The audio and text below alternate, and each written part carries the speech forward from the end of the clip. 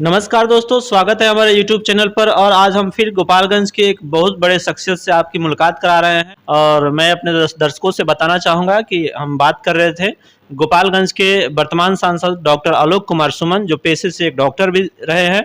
और इनका एक बहुत बड़ा योगदान इस बार सामने आया हुआ है। हालांकि शुरू से ही, शून्यकाल से ही इन्होंने कई ऐसे सवाल उठाए हैं। मैं ये भी बात आपसे सर जानना चाहूँगा कि गोपालगंज के लिए और कुछ अगर कार्य आपने चिन्हित किया है तो हमारे दर्शकों को एक बार बताएं। गोपालगंज के लिए तो सबसे पहले आपको मैंने अभी तक 3 ट्रेनें भारत सरकार के रेलवे मंत्रालय की मदद से मिली है गोपालगंज ज़िले को तोहफा। एक आपको गोरखपुर से पाटलिपुत्र पटना के लिए मिली। दूसरी एक ट्रेन मिली आपको लखनऊ से छपरा टू लखनऊ, जो सप्ताह में 1 या 2 दिन चलती थी, जो 7 दिन चलाई गई। तीसरी एक ट्रेन मिली हमें आपको थावे से टाटा तक, जिसमें देवघर भी आता है। लोग जो जाते हैं वहाँ पूजा करने, उन यात्रियों के लिए कितनी फ़ायदा होगी आप समझ सकते हैं। थाव में बैठेंगे और सीधे देवघर जसीडीह उतरेंगे, वहाँ से पूजा करेंगे, फिर वहाँ से बैठेंगे गोपालगंज आएंगे।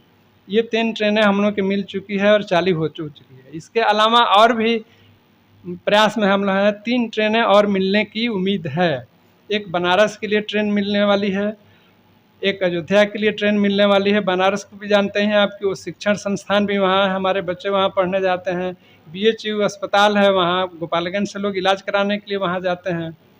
धार्मिक स्थल भी है, जो धार्मिक जिनको आस्था है वो पूजा करने जाते हैं।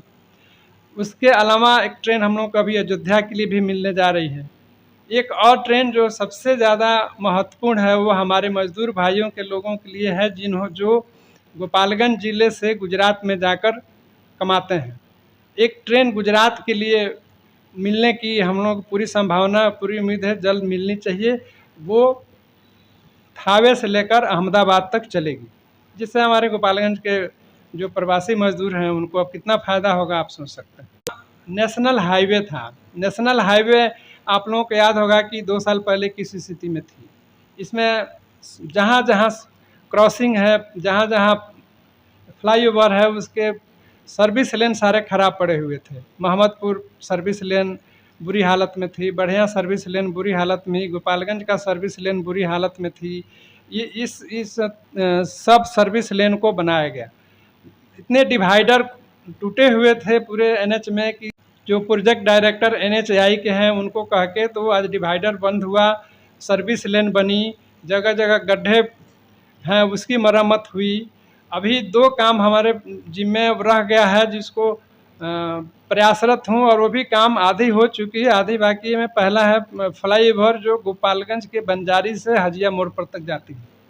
वो काफ़ी दिनों से उसका पैसा आया हुआ है, टेंडर होना है, टेंडर की प्रक्रिया में अभी है। टेंडर जल्द होगी और ये काम हमें आश्वासन मिला है। आश्वासन बहुत पहले मिला था कि 36 महीने के अंदर ये पूरा होगा, जिसमें करीब करीब 24-25 महीने पूरे हो चुके हैं। लेकिन फिर आश्वासन मिला है कि बहुत जल्द टेंडर करके काम शुरू किया जाएगा। और रही बात डुमरिया पुल की, डुमरिया पुल का दुर्भाग्य ये है कि उसका पैसा बहुत पहले आ गया। 4 बार टेंडर हो चुका है, लेकिन आज तक टेंडर किसी ने नहीं डाला। फिर अभी 5वीं बार टेंडर की प्रक्रिया चल रही है, और इसमें मैंने रिक्वेस्ट किया है कि हेडक्वार्टर से ही टेंडर किया जाए, ताकि दूसरे जगह के लोग भी उसमें डालें और डुमरिया घाट का पुल तैयार हो। कि इस कोरोना काल में तमाम लोगों की समस्या को बहुत सारी समस्या हुई, विशेषकर ऑक्सीजन को लेकर समस्या हुई।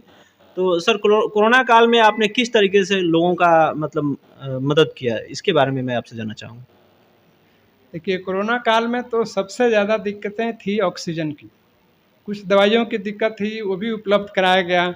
मैंने यहाँ के हेल्थ सेक्रेटरी से, मंत्री से बात करके, रेमडेसिविर की कमी थी, रेमडेसिविर को यहाँ मंगवाया बिहार सरकार के हेल्थ डिपार्टमेंट से कह के, उसकी कमी को पूरी की गई। ऑक्सीजन की कमी थी, वो ऑक्सीजन की कमी को इतना ज़्यादा हम लोगों ने, यहाँ के जिलाधिकारी जो स्वयं डॉक्टर भी हैं, वो दिन रात मेहनत किए, हमारे सिविल सर्जन दिन रात मेहनत किए, हम लोग लगे रहे।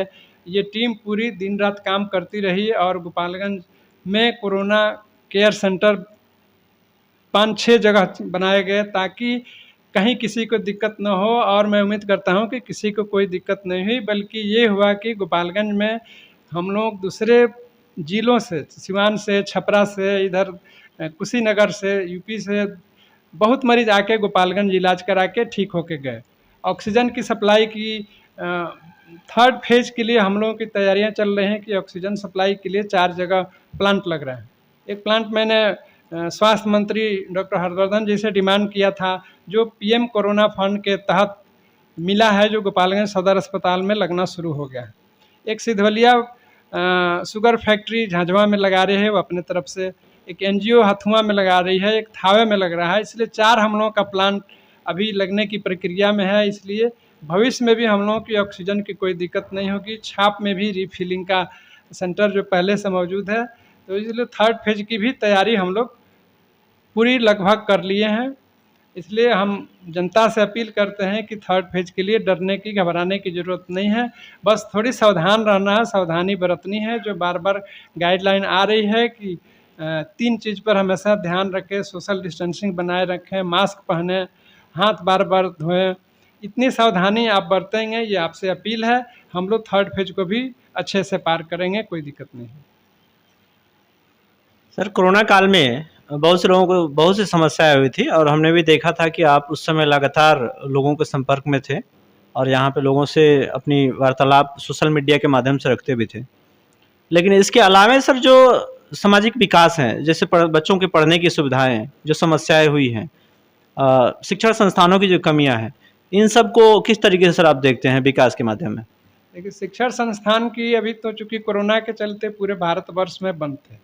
अभी आप देखेंगे, अभी कुछ दिन पहले आया हमारे परम पूज्य मुख्यमंत्री श्री नीतीश कुमार जी शिक्षण संस्थानों को चालू कराने के लिए आदेश दे दिए हैं। 8वीं से लेके उसके ऊपर तक क्लास, कॉलेज और स्कूल जल्द खुल रहे हैं, शुरू होंगे। उसके जब ये क्लास शुरू हो जाएंगे, उसका प्रभाव देखकर हम लोग बाकी सरकार नीचे के भी सभी बच्चों को शिक्षण संस्थान खोलने के मूड में है। इसलिए हम चाहते हैं कि शिक्षा की जो व्यवस्था गड़बड़ हुई है कोरोना काल के चलते, उसको जल्द से जल्द दूर करने का प्रयास हर स्तर पे हो रहा है। अच्छा सर, आगामी समय में यहाँ पे शिक्षण संस्थानों की संख्या बढ़े, इस तरह का कोई आपका प्लान? देखिए, शिक्षण संस्थानों की संख्या बढ़ाने के लिए सबसे पहले मैं आपको बताऊं कि सैनिक स्कूल जो हमारे बिना विद्यालय का भाड़े के विद्यालय में चल रहा था हथुआ में, अभी भी चल रहा है। उसके लिए पहले से एक बिल्डिंग का ढांचा बन के सिपाया में तैयार था, उसके आगे कुछ काम नहीं हुआ था। मैंने इसके लिए स्वयं माननीय मुख्यमंत्री जी से मुलाकात की, उनसे रिक्वेस्ट किया। मुख्यमंत्री जी ने तुरंत ऑर्डर किया, पैसा सेंक्शन हुआ और आ गया, यहाँ काम आगे बढ़ गई।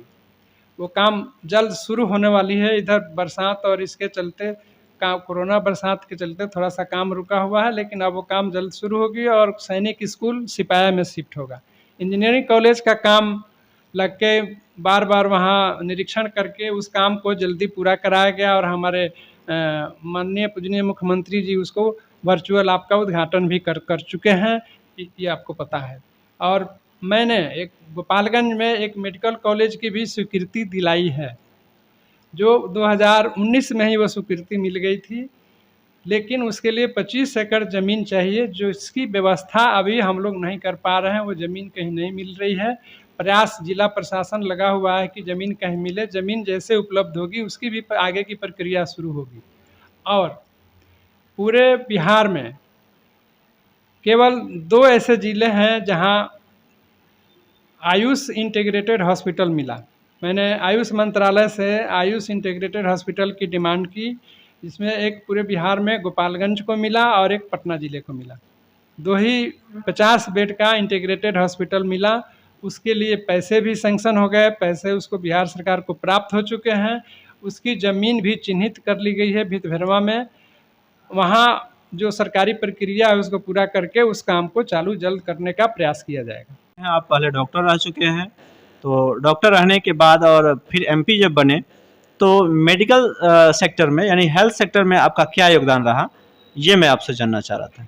सबसे पहला मैंने स्वास्थ्य के क्षेत्र में मैंने ये काम किया कि यहाँ के गरीब और गंभीर बीमारियों से जूझते हुए, जैसे कैंसर हुआ और हृदय रोग हुआ, किडनी रोग हुआ, जो गंभीर बीमारी है उनके इलाज के लिए, उनके ऑपरेशन के लिए प्रधानमंत्री सहायता राहत कोष से पैसे मिलते हैं, जिसको मैं समझता हूँ कि इस ज़िले में पहले मैंने कभी नहीं सुनता था कि मिला हो।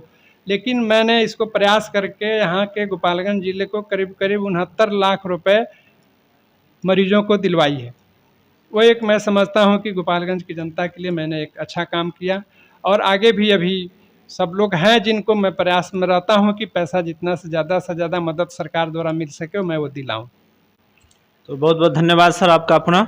और अभी आप सुन रहे थे डॉक्टर आलोक कुमार सुमन, जो गोपालगंज के वर्तमान एमपी हैं जदयू से। और हम आपसे निवेदन करेंगे कि अगर हमारा वीडियो आपको पसंद आया है तो इसको ज़्यादा से ज़्यादा शेयर करें, लाइक करें, कमेंट करें, अपनी प्रतिक्रिया जरूर दें। तब तक के लिए जय भीम, जय भारत।